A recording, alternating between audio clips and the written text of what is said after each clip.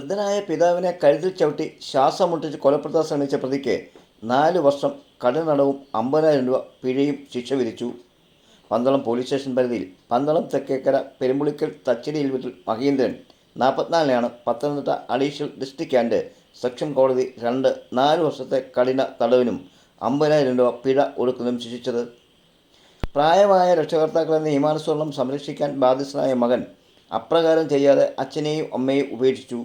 തുടർന്ന് 2024 നവംബർ 26 ഉച്ചയ്ക്ക് 1 മണിയോടെ ഇവരുടെ വീടിനടുത്തുള്ള പെരുമ്പുളിക്കൽ SVLP സ്കൂളിന് മുന്നിൽ ഇരിക്കുകയായിരുന്ന പ്രതിയുടെ അച്ഛനെ പ്രതി മർദ്ദിപ്പിച്ച് ചെന്ന് വലിച്ച് ടാർ റോഡിലിട്ട് ഇരുകാലുകളും പിടിച്ചുയർത്തി കഴുത്തിൽ ചവിട്ടി അമർത്തി ശ്വാസം മുട്ടിച്ചും ടാർ റോഡിൽ വലിച്ചിഴച്ചും കൊല്ലാൻ ശ്രമിച്ചു എന്നതാണ് case. Pandalam police station sub ഇൻസ്പെക്ടറായിരുന്ന KB അജിയാണ് പ്രതിക്കെതിരെ FIR രജിസ്റ്റർ ചെയ്തതും അന്വേഷണം നടത്തി കുറ്റപത്രം സമർപ്പിച്ചതും.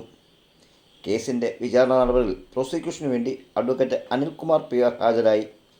കോടതി നടപടികൾ സബ് ഇൻസ്പെക്ടർ ബിനുകുമാർ ഏകോപിപ്പിച്ചു.